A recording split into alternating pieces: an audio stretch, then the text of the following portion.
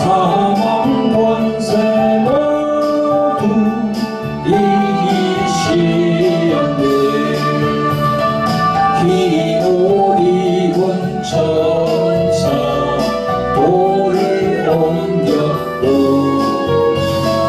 누우셨던 곳은 비어 있었네. 주님께 영광 다시 서신 주 사망 권세 모두 이기시었네. 부활의 주님 나타나시사 두려움과 의심 물리치셨네.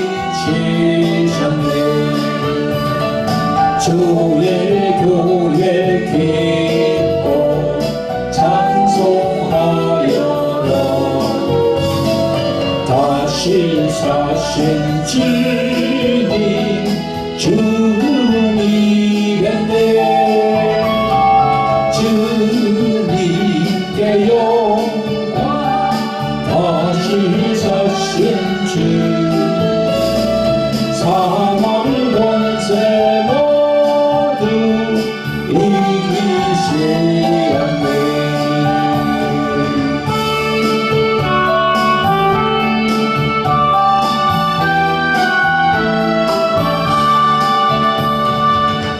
생명의 임금 영광의 주님 주님 없는 삶은 헛될 뿐이라.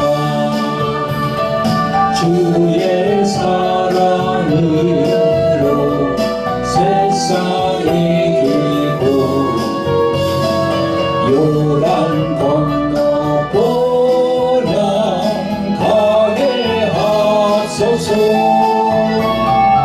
주님께 영광 다시 사신 주 사망 권세 모두 이기시었네. 아멘, 할렐루야, 아멘. 성도 여러분, 구독자 여러분 반갑습니다. 오늘은 부활주일입니다. 주님께서 부활하신 부활주일입니다.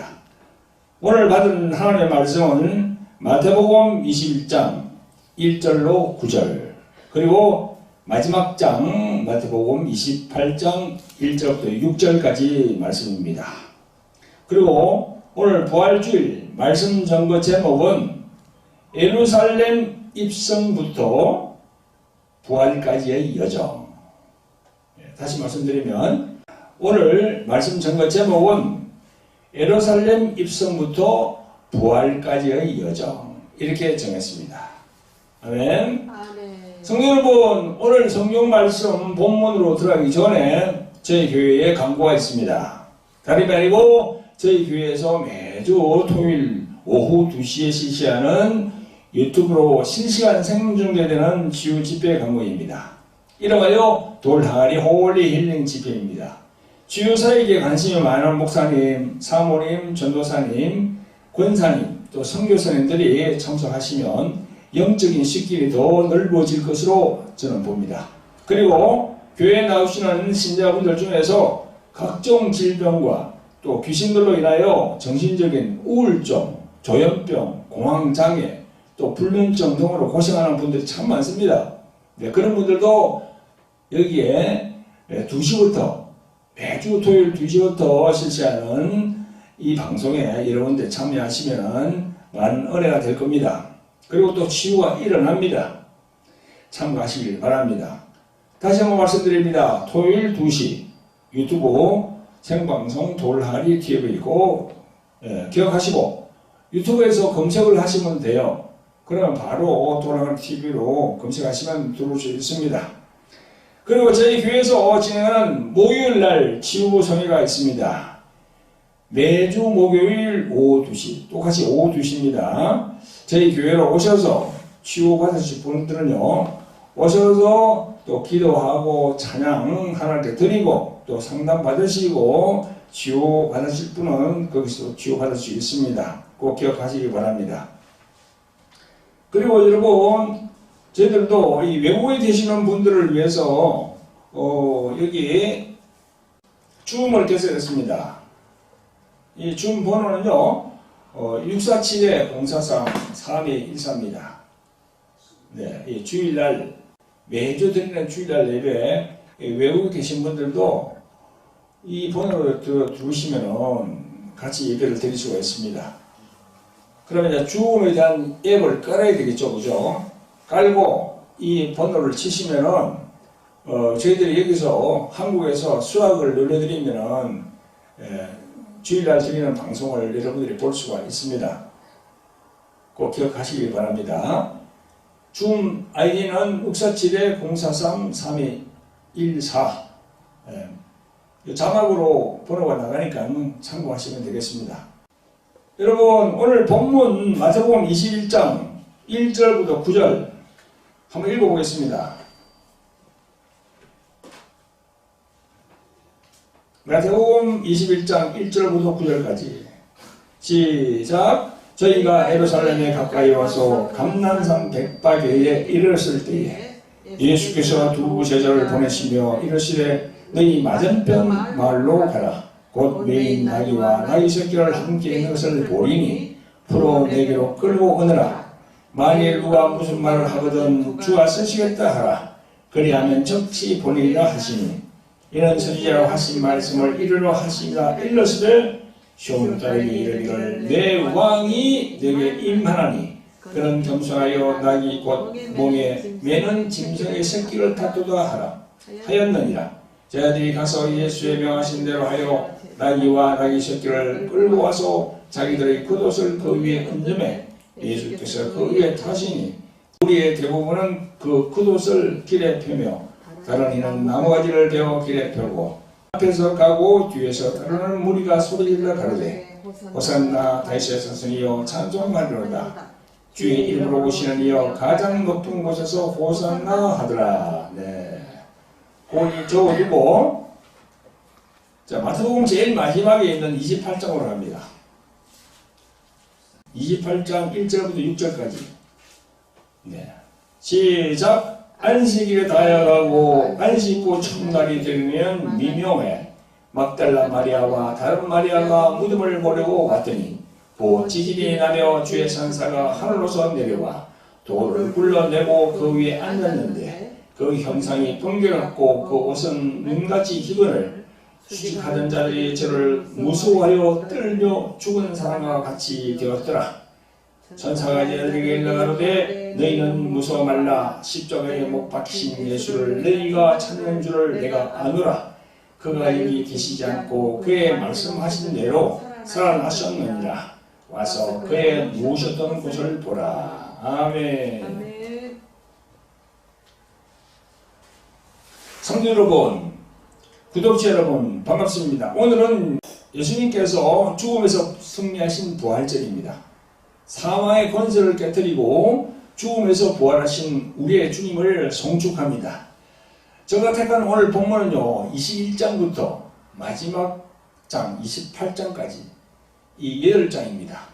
이 8장 안에 예수님이 이 고난주간 7일이죠, 그죠?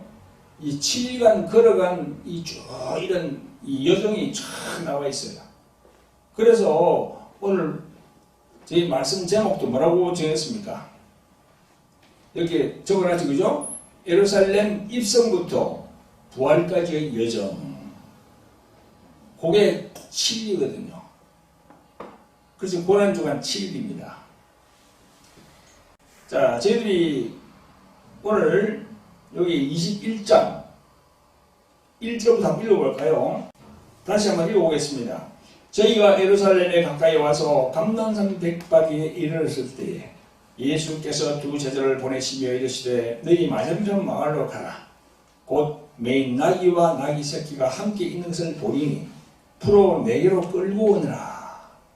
만일 누가 무슨 말을 하거든 주가 쓰시겠다 하라. 그리하면 즉시 보내리라 하시니 이는 선지로 하신 말씀을 이루러 하심이라. 일렀을 때 시온 딸에게 이르기를 내 왕이 너에게 임하나니 그는 겸손하여 나귀 곧 몽에 매는 짐승의 새끼를 탔도다 하라 하였느니라.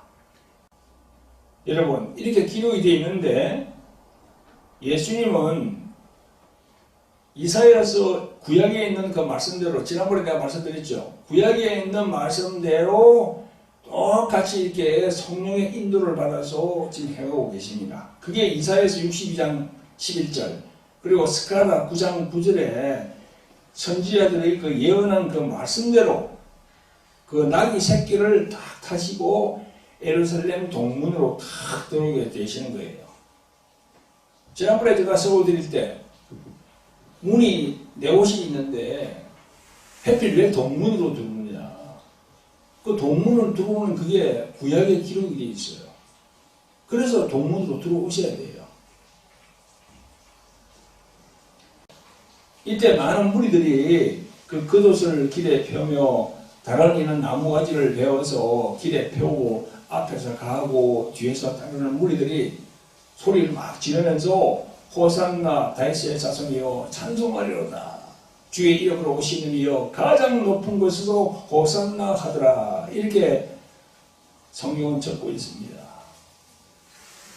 이렇게 예수님께서는 예루살렘 동문으로 들어오신 후에 성전으로 들어가셔서 성전 안에서 매매하는 모든 자들을 내어 쫓으시며 성전을 정결케 하는 그런 일을 하십니다.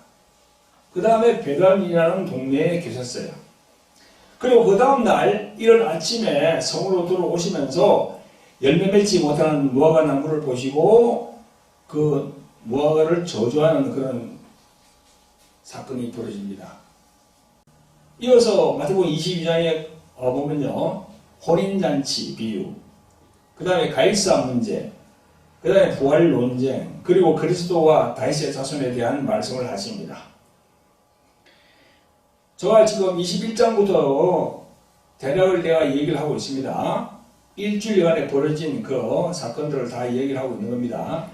마태복음 23장으로 보면요, 예수님께서 서기관과 바리새인들을 꾸짖는 말씀을 하십니다. 화하실진자, 화하실진자, 이렇게 7차례에 걸쳐서 말씀을 하시거든요. 그리고 37절에 보면요, 이 예루살렘을 두고 한탄하시는 말씀을 하십니다.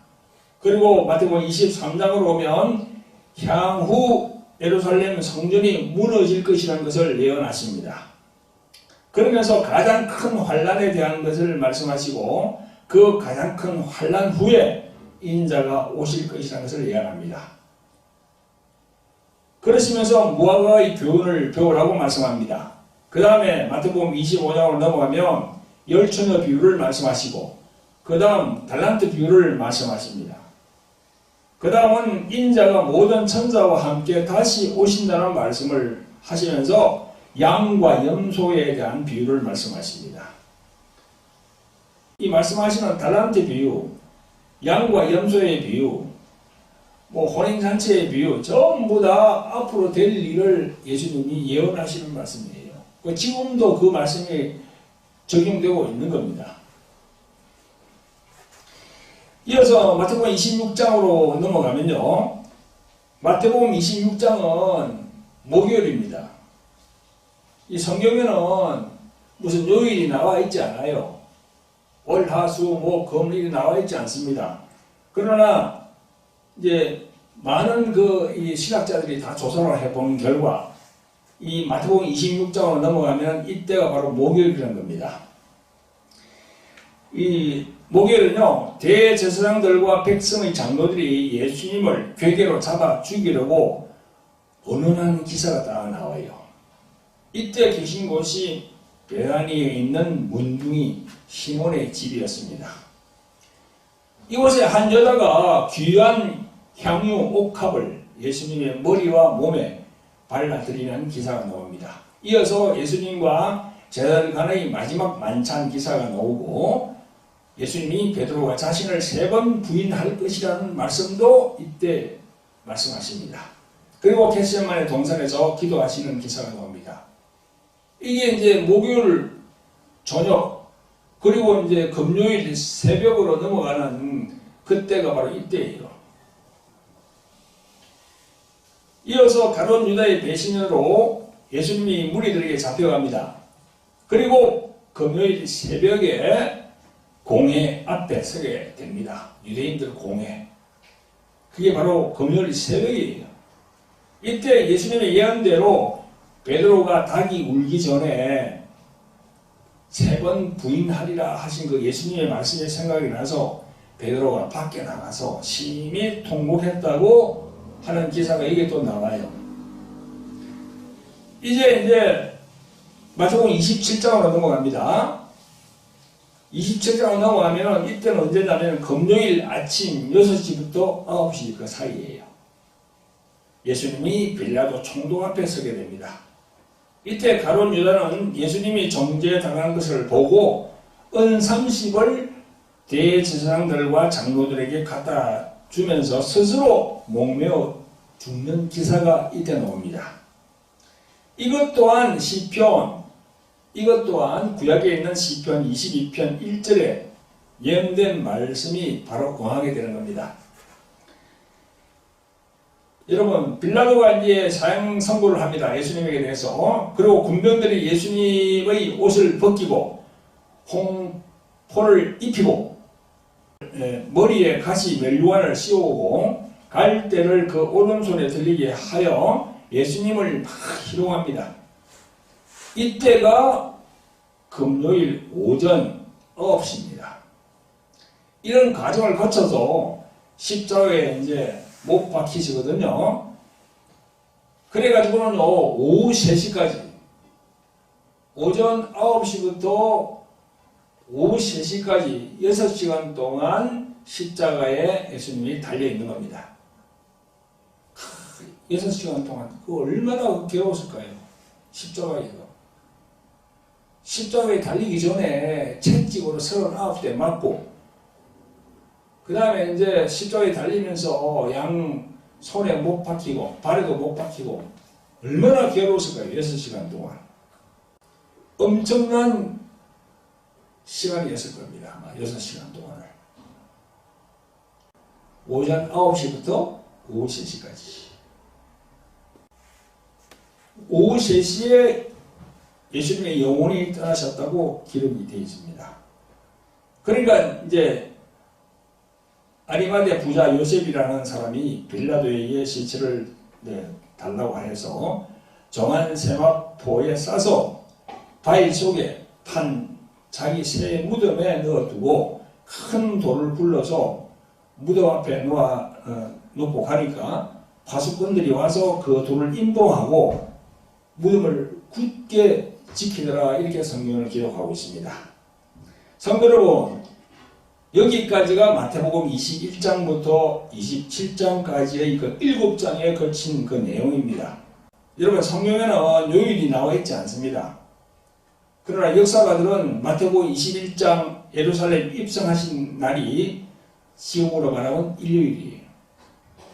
그리고 월, 하, 수는 마태복음 21장부터 마태복음 26장 후반까지 마지막 만찬까지가, 그리고 겟세마네 동산에서 기도하시는 날이 바로 26장까지입니다. 마태복음 27장 1절에 보면요, 새벽에 모든 대제사장과 백성의 장로들이 그렇게 되어 있는데, 여기에 바로 목요일 밤이고 금요일 새벽이에요. 금요일 새벽. 예수님께서 십자가에 달리는 날이 언제라고요? 무슨 요일이라고요? 금요일입니다. 여기 금요일이에요. 마태복음 27장 1절에 새벽에 모든 대제사장과 백성의 장로들이 할 때, 이 새벽이라는 요게 말이죠, 금요일 새벽이에요. 예수님이 십자가에 달리신 날이 금요일 오전인데 총 6시간이었고, 특히 45절, 46절에 보니까 낮 12시로부터 온 땅에 어둠이 임하여 오후 3시까지 계속되더니 오후 3시 즈음에 예수께서 크게 소리 질러 가라사대 엘리 엘리 라마 사박다니 하시니 이렇게 되어 있습니다.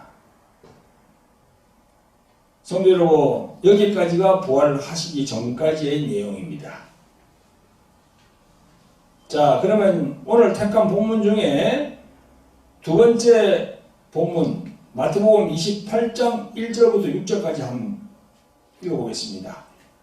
안식일이 다 하여 가고, 여기 안식이란 토요일이지, 그죠? 안식일이 다 하여 가고 안식 후 첫날이 되려는 미명에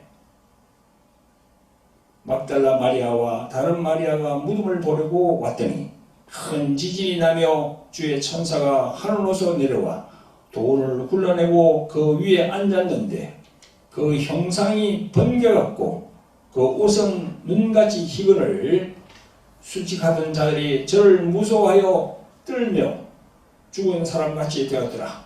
천사가 여자들에게 일러가로되 너희는 무서워 말라. 십자가에 못 박히신 예수를 너희가 찾는 줄을 내가 아노라.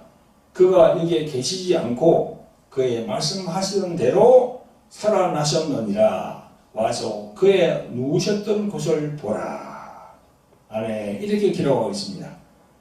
성도 여러분, 오늘도 유튜브로 함께 하시는 구독자 여러분, 오늘 본문인 마태복음 28장은요 마태복음의 마지막 장입니다. 여기 보니까 안식일이 다해가고 했습니다. 안식일은 토요일인데 바로 일요일 새벽이 되었고 막달라 마리아가 다른 마리아와 함께 예수님이 장사되어 있는 무덤에 왔더니 큰 지진이 나면서 주의 천사가 하늘로서 내려와 돌을 굴러 그 위에 앉아서 돌을 굴러내고 그 위에 앉아서 말하는데 수식하는 자들이 천사들을 무서워해서 떨며 죽은 사람같이 되었다고 기록하고 있습니다. 성도 여러분, 하나님의 천사가 예수님의 부활을 제일 먼저 알렸습니다. 여러분, 죽은 사람이 어찌 죽음을 이기고 다시 살 수가 있겠습니까? 이 세상에서 변치 않는 진리가 있는데 그 진리는 뭡니까? 사람은 일단 죽으면 다시 살 수가 없다는 겁니다. 그게 바로 세상에서 말하는 진리예요. 이 세상에서 말하는 진리를 초월하시고 이기신 분이 바로 예수 그리스도이십니다. 성도 여러분, 예수님은 여러 곳에서 이 부활에 대한 말씀을 하셨는데 요한복음 11장은요 그 부활에 대한 것을 말씀하고 있습니다. 누구를 통해서요? 거지 나사로를 통해서 부활에 대해서 얘기를 하고 있어요. 예수님은 이 부활 십자가 사건 이전에 요한복음 11장에서 이 부활에 대한 얘기를 하십니다. 예수님이 그냥 부활하신 게 아니고요. 그 전에 예수님이 부활에 대한 말씀을 하신 거예요. 요한복음 11장 1절 2절에 보면 이렇게 나와 있습니다. 어떤 병든 자가 있으니 이는 마리아와 그 형제 마르다의 촌 베다니에 사는 나사로라. 이 마리아는 향유를 주께 붓고 머리털로 주의 발을 씻기던 자요 병든 나사로는 그의 오라비라. 여러분, 여기에 자매가 나오는데 마리아와 마르다입니다. 그런데 그들의 오빠 나사로가 병이 들었어요. 이 소식을 예수님이 이 소식을 누이들이 사람을 보내서 예수님에게 알렸습니다. 그런데 이 소식을 들은 예수님은요 바로 가시지 않았어요. 예루살렘에서 몇일간 더 거기서 계셨어요. 그러시면서 예수님은 3절에 이런 말씀을 합니다. 예수께서 들으시고 말씀하시기를 이 병은 죽을 병이 아니라 하나님의 영광을 위함이요 하나님의 아들로 이를 인하여 영광을 얻게 하려 함이라 라고 하셨습니다. 이 말씀을 하시면서 그 계셨던 곳에서 며칠을 더 계셨다가 이제 베다니로 오시는데 그런 사이에 나사로는 죽었어요. 그런데 11절에 보니까 예수님이 이렇게 말씀합니다.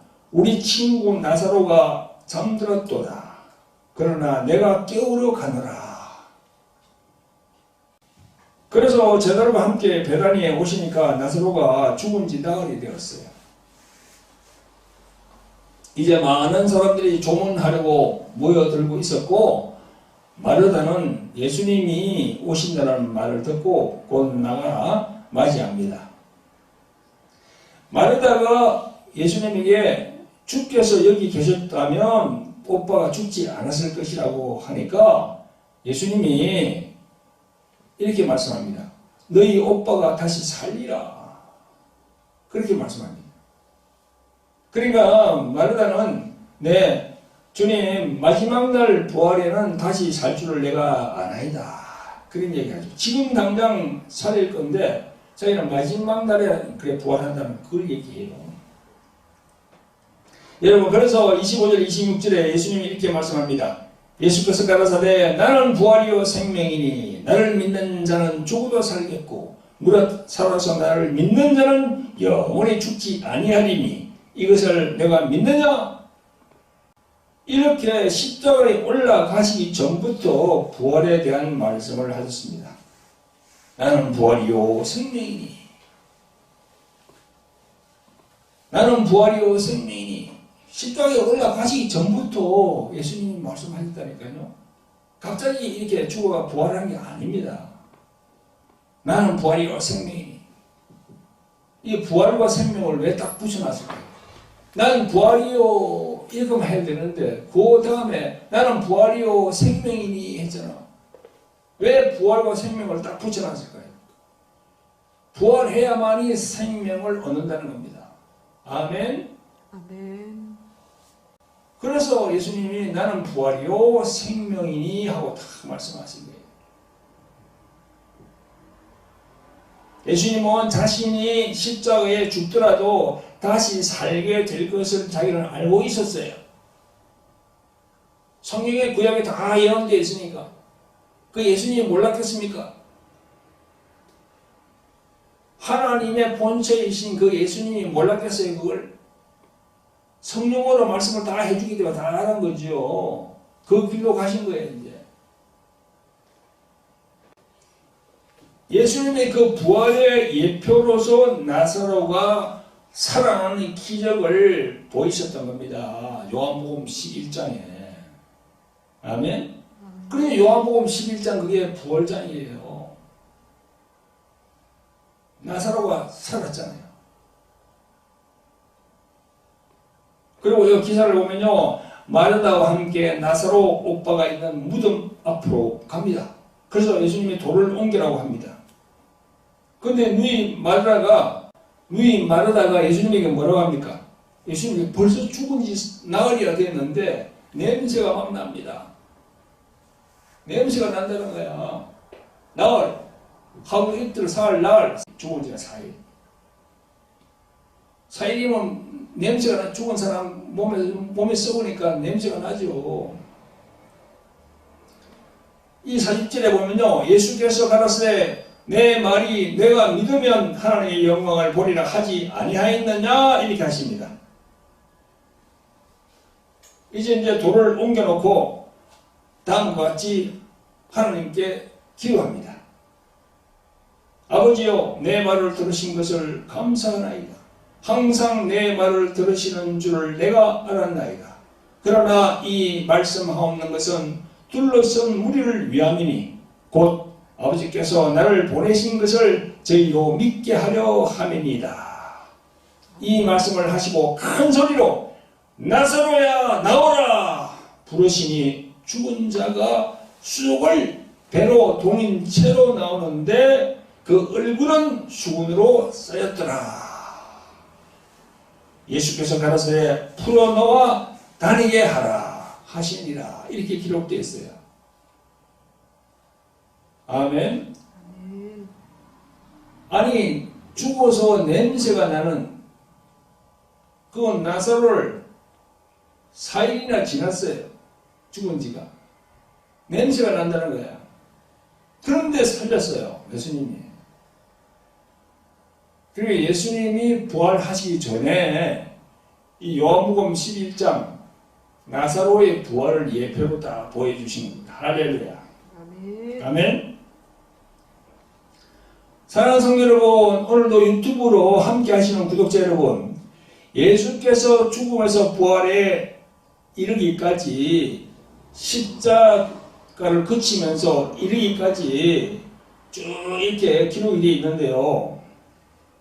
그 부활하시기 전에 벌써 요한복음 11장에 그 부활에 대한 걸 예시를 하셨습니다. 죽은 나사로의 부활을 보기 전에 하신 말씀이 뭡니까? 요한복음 11장 25절 26절 나는 부활이요 생명이니 나를 믿는 자는 죽어도 살겠고 무릇 살아서 나를 믿는 자는 영원히 죽지 아니하리니 이것을 내가 믿느냐 이렇게 말씀하셨습니다. 이 구절에 대한 신학적인 해석이 여러 가지 있어요. 그러나 저는 이렇게 생각합니다. 앞에 있는 나를 믿는 자는 죽어도 살겠고 하신 말씀의 의미는 예수님이 오시기 전의 구약 백성들, 그 구약 백성들은 메시아를 기다리다가 죽었거든요. 메시아를 기다리다가 죽은 그 사람들이 그 구약 백성들이거든요. 그들이 다시 부활한다는 겁니다. 그리고 뒤에 있는 무릇 살아서 나를 믿는 자는 영원히 죽지 아니한다는 이 말씀은 예수님이 오신 이후에 신약 시대의 성도들을 말씀하시는 것이라고 저는 생각합니다. 성도 여러분, 우리는 이 부활의 신앙을 견지해야 됩니다. 우리가 예수님을 우리의 구원자로 믿습니다만 그냥 예수님을 믿는다는 것과 아울러 부활하시는 것까지 온전히 믿어야 돼요. 온전히 믿어야 돼요. 아멘. 나는 예수님 믿습니다. 할렐루야. 나는 예수님 믿습니다. 할렐루야 해서 그 한마디로 천국 가는 건 절대 안 되는 거죠. 그래서 이 부분을 사도 바울은요, 고린도전서 15장 전체에 걸쳐서 예수 그리스도의 부활에 대해서 증거하고 있습니다. 사도 바울은 고린도전서 15장에서 여러분들 고린도전서 15장을 한번 보세요. 처음부터 끝까지 계속 예수님의 부활을 얘기합니다. 또 사도 바울은요, 로마서 10장 9절 10절에 이렇게 말씀합니다. 내가 만일 내 입으로 예수를 주로 시인하며 또 하나님께서 그를 죽은 자 가운데서 살리신 것을 내 마음에 믿으면 구원을 얻으리니 사람이 마음으로 믿어 의에 이르고 입으로 시인하여 구원에 이르느니라 이렇게 말씀합니다. 이건 뭐예요? 그냥 입으로 예수님 감사합니다. 난 예수님을 믿습니다. 이것까지 천국 못 간다는 겁니다. 그 플러스 뭐야? 부활의 신앙까지 믿어야 된다는 거죠. 그죠? 이거 그랬죠. 하나님께서 그를 죽은 자 가운데서 살리신 것을 너의 마음에 믿으며, 그러니까 예수님이 십자가에서 부활을 하셨다는, 죽음에서 살아났다는 이것까지 내가 믿어야 되는 거야. 확실히. 그래야 온전한 믿음이 되는 겁니다. 아멘. 여러분, 예수님이 부활하셨다는 의미는 무엇입니까? 사탄 마귀가 예수님을 십자가에 매달아 죽게 했으나 하나님 아버지께서 살리셨으므로 마귀가 가지고 있었던 사망의 권세를 깨뜨렸다는 겁니다. 이 사망의 권세가 깨뜨려졌다는 의미는 또 뭡니까? 예수님을 믿는 우리에게도 사망의 권세가 깨뜨려졌다는 거지요. 아멘. 예수님의 나는 부활이요 생명이라는 말씀이 이제 우리에게 해당되는 거예요. 아멘. 그렇습니다. 예수님이 십자가에서 죽고 부활하심으로 사망의 권세가 깨어졌기 때문에 우리도 예수님을 믿으면은 똑같이 그 사망의 권세가 깨어지는 거야. 그럼 사망의 권세가 깨어졌다는 걸 믿으려고 그러면 어떻게 됩니까? 예수님이 부활했다는 이 사실을 내가 믿어야 되는 거죠. 내가 믿어야 되는 거죠. 내 머리로 믿는 게 아니고 내 마음으로 받아들여야 되는 거야. 아멘. 그래서 이 사도 바울이 이렇게 다 적어놓은 겁니다. 로마서 10장 9절 10절에 내가 만일 내 입으로 예수를 주로 시인하며 또 하나님께서 예수를 죽은 자 가운데서 살리신 것을 너 마음에 믿으면 구원을 얻으리니 너 마음에 믿어라. 예수님이 부활했던 걸 너가 믿어라. 너무나 중요한 말씀입니다. 그런데 이게 잘 믿기질 않아요. 그냥 머리로는 이렇게 보고는 아는데 마음으로 받아들일 수가 없어. 성도 여러분, 지금 이 시간 성도 여러분들의 믿음의 상태, 신앙의 상태를 재점검해 보셔야 됩니다. 부활하신 것을 믿지 못하는 분들은 하나님께 회개해야 됩니다. 진솔히 회개하면서 하나님께 온전한 신앙을 강구하시는 성도 여러분들이 되시기를 예수 그리스도 이름으로 축원드립니다. 아멘. 성도 여러분, 구독자 여러분, 부활하신 예수님이 저희들에게 다 나타났습니다. 오늘 본문 9절부터 읽어보겠습니다. 예수께서 저희를 만나 가라사대 평안하뇨 말씀하시기를 너희들이 나아가 그 발을 붙잡고 경배하니 이 예수께서 가라사대 무서워 말라 가서 내 형제들에게 갈릴리로 가라 하라. 거기서 나를 보리라 하시니라. 16절에 11 제자가 갈릴리 가서 예수의 명하시던 산에 이르러 예수를 배웠고 경배하나 오히려 의심하는 자도 있더라. 예수께서 나와 일러 가라사대 하늘과 땅의 모든 권세를 내게 주셨으니 그러므로 너희는 가서 모든 족속으로 제자를 삼아 아버지와 아들과 성령의 이름으로 세례를 주고 내가 너희에게 분부한 모든 것을 가르쳐 지키게 하라. 볼지어다 내가 세상 끝날까지 너희와 항상 함께 있으리라 하시니라. 아멘.